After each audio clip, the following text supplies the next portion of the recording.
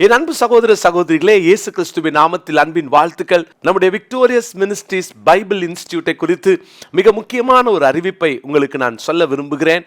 விசேஷமாக அருமையான தேவனுடைய பிள்ளைகளே, தேவனுடைய பிரதான கிருபையினால் 11வது பேட்ச், அதாவது 11வது அணி இந்த ஜனவரி மாதம் கடைசி வாரத்தில் துவங்க இருக்கிறது. இன்னும் கொஞ்ச நாட்கள் தான், இன்னும் ஒரு வார காலம்தான்.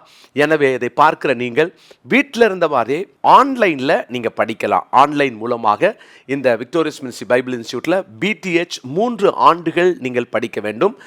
தேவனுடைய பிள்ளைகள், நீங்கள் வேலைக்கு போயிட்டு வந்து நைட்டில் நமக்கு 7:15 மணிக்கு நீங்கள் லாகின் பண்ணால் போதும். அதற்கு பின்பாக சுமார் 1.5 மணி நேரம் நமக்கு வகுப்புகள் நடக்கும். வாரத்தில் 2 கிளாஸ் தான். நல்ல திறமையான ஃபேக்கல்டிஸை வைத்து நடத்துகிறோம். தேவனுடைய பிள்ளைகளே, அநேகர் கர்த்தருடைய ஊழியத்திற்கு தங்களை அர்ப்பணித்து ஊழியம் செய்து வருகிறார்கள். எனவே இன்றைக்கு இந்த கீழே காண்கிற இந்த எண்ணுக்கு தொடர்பு கொள்ளுங்கள். உங்களுக்கு தெரிந்தவங்க யாராவது இருந்தாங்கன்னா அவர்களுக்கும் இதை குறித்து சொல்லுங்கள். இன்னும் ஒரு வாரத்துக்குள்ளே நம்ம அட்மிஷன்ஸை முடிக்கணும். எனவே உங்களுக்கு நல்ல வாய்ப்பு, பயன்படுத்தி கொள்ளுங்கள். கர்த்தர் உங்களையும் ஊழியத்தில் அவர் நாட்கள் எடுத்து வல்லமையாய் பயன்படுத்துவாராக. God bless you.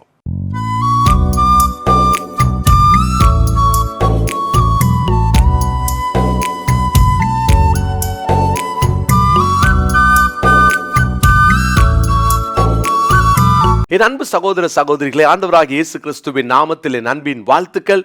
உங்கள் ஒவ்வொருவருக்கும் ஆண்டவராகிய இயேசுவின் நாமத்தில் இந்திய தேசத்தின் குடியரசு தின நல்வாழ்த்துக்களை தெரிவித்துக் கொள்கிறேன். நம்முடைய தேவன் தேசத்திற்கு கொடுத்த இந்த பெரிய ஆசீர்வாதத்துக்காய் கர்த்தரை ஸ்தோத்திரிப்போம். நம்முடைய தேசம் குடியரசு பெற்று தனித்து ஆளுகை செய்யும் ஒரு பெரிய வல்லரசாக மாறிக்கொண்டிருக்கிறது. நம்முடைய தேசத்தில் தேவன் எல்லா வளங்களையும் தந்திருக்கிறார். பிரியமானவர்களே, இந்த இன்றைய முத்து பார்க்கிற நாம் ஒவ்வொருவரும் அதிகமாய் தேசத்திற்காக ஜெபிக்கணும். இன்னும் தேசத்துக்காக திறப்பில் நிற்கணும். ஒரு நாளைக்கு ஒரு முறையாவது தேசத்துக்காக ஜெபம் பண்ணுங்க. நம்முடைய குடியரசுத் தலைவருக்காக, துணை தலைவருக்காக ஜெபம் பண்ணுங்க. நம்முடைய தேசத்தை ஆளுகை செயலுக்காக ஜெபியுங்க. ஒவ்வொரு நாளும் காலைல 5:30 6:30 நம்ம அன்றாடம் நம்முடைய ஜூம் மூலமாக கூடி தேசத்துக்காக நம்ம ஜெபிக்கிறோம். நீங்களும் கலந்து கொள்ளுங்க. தேசம் நம்முடைய காலங்களில் நம்முடைய கண்கள் காண பெரிய எழுப்புதலை காணணும். அந்த ஆசையோடு கூட நம்ம ஜெபிப்போம். நிச்சயமாய் கர்த்தர் பெரிய காரியங்களை செய்வார்.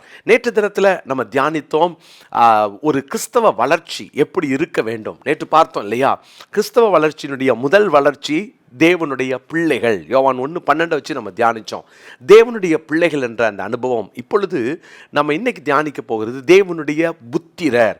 அதுக்காக ரோமருக்கு எழுதின நிருபம் 8ஆம் அதிகாரத்தின் 14வது வசனத்தை எடுத்துக்கொள்வோம். ரோமர் 8:14. நான் அதை வாசிக்கிறேன். மேலும் எவர்கள் தேவனுடைய ஆவியினாலே நடத்தப்படுகிறார்களோ அவர்கள் தேவனுடைய புத்திரராய் இருக்கிறார்கள். பிரியமானவர்களே, நேற்று பார்த்தோம் தேவனுடைய பிள்ளைகள். இன்னைக்கு தேவனுடைய புத்திரர்.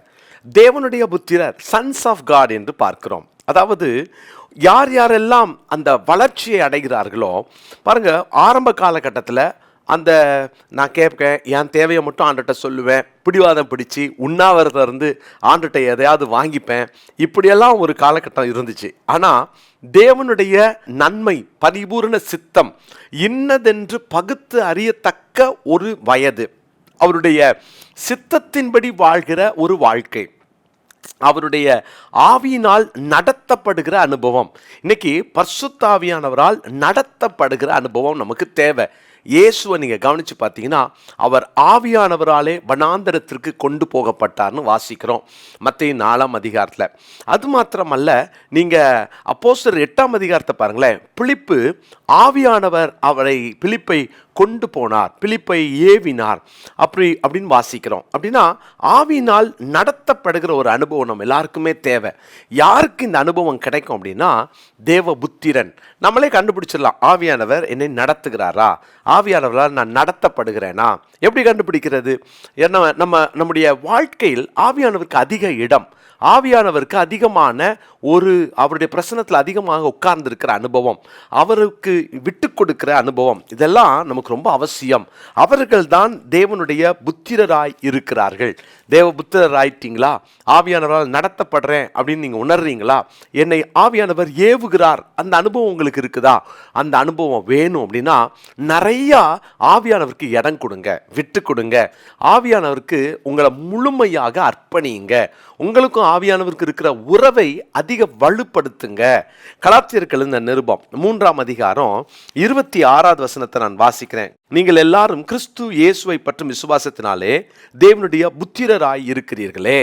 கிறிஸ்து இயேசுவை பற்றும் விசுவாசத்தினாலே தேவனுடைய புத்திரராய் இருக்கிறீர்கள் அப்படின்னா, இப்போ அடுத்த கட்டத்துக்கு நம்ம வரும் பொழுது நம்ம தேவ புத்திரர்களாக மாறுகிறோம். ஏன்னா பழைய நாட்களில் நம்ம மனசு மாம்சமும் விரும்பினதை செய்தோம். ஆனால் வளர வளர வளர இது ஆவியானவருக்கு பிடிக்கும், இது ஆவியானவரை துக்கப்படுத்தும் அப்படின்ற அந்த உணர்வுக்குள்ளாக வந்துடுவோம். அந்த வளர்ச்சியை அடைந்து விடுவோம். கலாத்தியர் 4:6 நான் வாசிக்கிறேன். மேலும் நீங்கள் புத்திரராய் இருக்கிறபடியினால் அப்பா பிதாவே என்று கூப்பிடத்தக்கதாக தேவன் தமது குமாரனுடைய ஆவியை உங்கள் இருதயங்களிலே அனுப்பினார். தேவன் தமது குமாரனுடைய ஆவியை உங்கள் இருதயங்களிலே அனுப்பினார். நமக்குள்ள அப்போ அந்த பரிசுத்த ஆவியானவர் நமக்குள் தங்கி இருக்கிறார், நமக்குள் வந்து வாசம் பண்ணுகிறார்.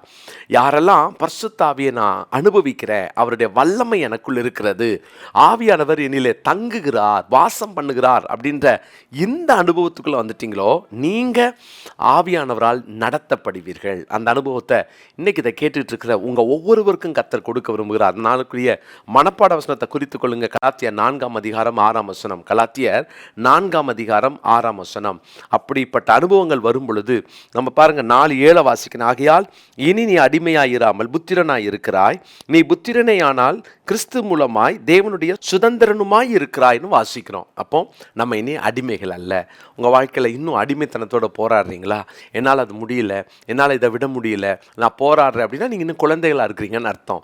புத்திரனா மாறும் பொழுது பரிசுத்த ஆவியானவர் எனக்குள் வந்ததினால் நான் இனி அடிமை அல்ல, தேவனுடைய பிள்ளை, தேவனுடைய புத்திரன். அந்த புத்திரன் என்ற அந்த ஸ்தானம் வரும் பொழுது எவ்வளோ ஒரு அற்புதமான அனுபவம் இல்லையா?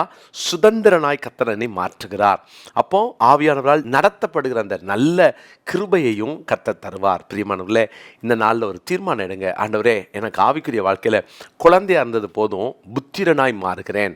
எனக்குள்ள அந்த வளர்ச்சி, அந்த ஆவிக்குரிய மேன்மை, ஆவிக்குரிய கிருபைகள், ஆவியானவரால் நடத்தப்படுகிற அனுபவம், ஆவியானவர் என்னை ஆளுகை செய்கிற அனுபவம், அந்த இப்படிப்பட்ட அனுபவத்துக்குள்ளே நான் வரணும்னு கேளுங்க. கர்த்தர் கண்டிப்பாக தருவார். ஜெபம் பண்ணலாமா?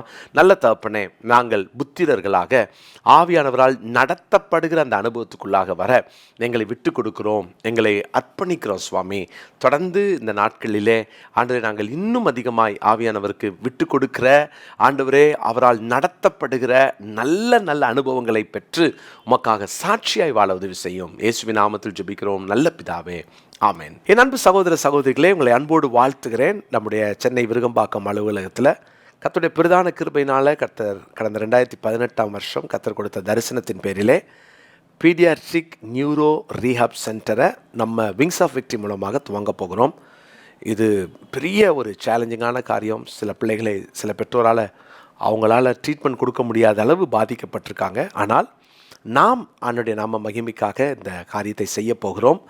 இதற்காக ஒருவேளை நீங்கள் ஸ்பெஷல் எஜுகேஷனலிஸ்ட்டாக அந்த தெரப்பி படிச்சிருந்தா, அல்லது நீங்கள் ஒரு ஆக்குபேஷனல் தெரப்பிஸ்ட்டாக இருந்தால், அல்லது நீங்கள் ஸ்பீச் தெரப்பிஸ்ட்டாக இருந்தால் நீங்கள் எங்களோட கூட தொடர்பு கொள்ளலாம். ஊழியத்துக்கு அர்ப்பணிப்புள்ளவங்க நீங்கள் எங்களோட தொடர்பு கொள்ளுங்கள்.